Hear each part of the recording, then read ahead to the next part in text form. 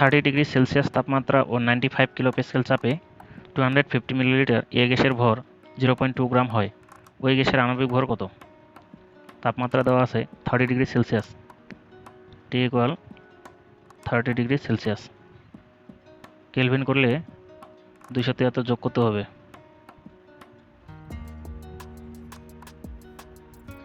303 kelvin, 95 kilo Pascal চাপে।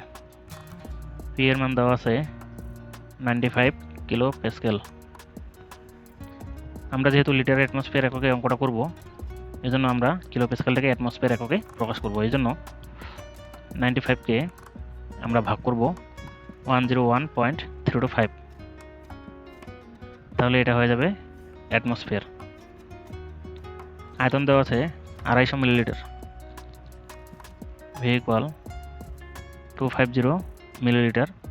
আমরা যদি লিটার করি, এটাকে 1000 দিয়ে ভাগ করলে 0.25 লিটার হবে। গ্যাসের ভর, এই গ্যাসের ভর দেওয়া আছে ডাব্লিউ এর মান, ডাব্লিউ ইকুয়াল 0.2 গ্রাম। ওই গ্যাসের আণবিক ভর কত? আণবিক ভর এম ইকুয়াল হোয়াট? তো আমরা আদর্শ গ্যাসের সমীকরণ মতো জানি পিভি ইকুয়াল এন আর টি।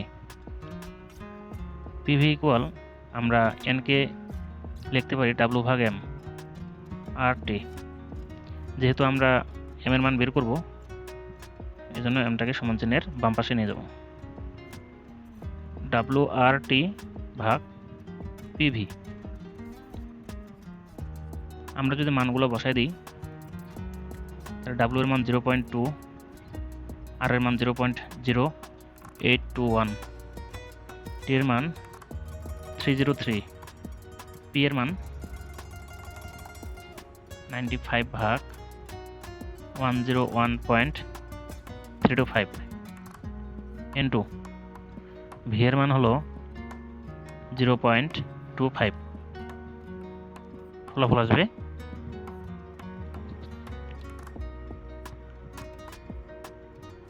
1.2 গ্রাম পার মোল।